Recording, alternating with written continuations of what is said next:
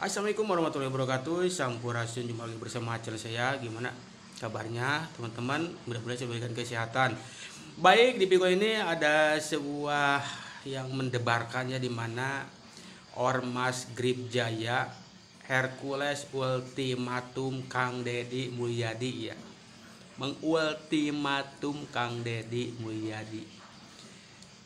Sama-sama kita ketahui awal mula Ormas Grip merasa terpojok itu ketika Kang Deddy membuat sebuah program Satgas Anti Premanisme yang berkedok ormas. Nah, di situ ada reaksi keras dari ormas ini. Yang paling lantang itu sampai sekarang itu Ormas Grip, ya, Grip Jaya, dimana beliau berpandangan Kang Deddy Mulyadi itu terlalu mengeneralisir ormas. Hercules menganggap ini akan berpotensi menyinggung ormas-ormas yang ada di Jawa Barat. Cuman ini yang ingin saya pertanyakan, ini fungsi ormas kadang-kadang saya juga bertanya-tanya, itu buat apa? Kalaupun misalkan ya betul, memang tidak selamanya ormas itu buruk, ada juga baiknya ketika membantu ketika ada bencana. Memang saya pernah lihat juga sih ada beberapa ormas yang ikut andil, cuman kebaikan itu tercoreng oleh oknum. Nah, ini juga harus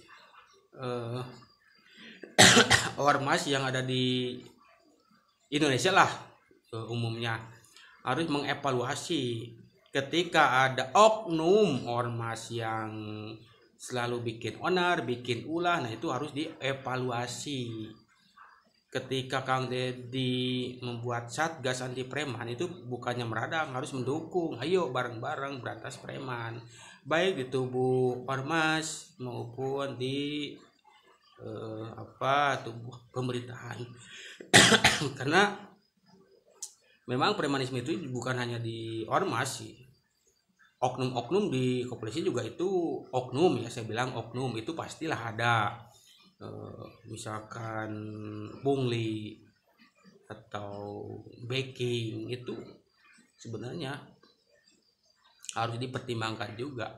Tapi yakinlah Kang Deddy juga bukan hanya membidik oknum yang ada pada ormas, oknum-oknum yang ada di pemerintahan pun pasti dibidik. Terutama dulu pernah, bukan dulu sih, masih baru kasus potongan itu, ya, potongan insentif sopir angkot juga itu sempat berpolemik karena ada potongan, akhirnya dikembalikan lagi. Itu kan ini sudah ada bukti, bukan hanya ormas, oknum yang ada di tubuh pegawai pemerintahan pun itu dibidik, bahkan sampai dilaporkan, meskipun kelanjutannya paling ya sudah kayaknya itu tidak berlanjut dan sudah berhenti.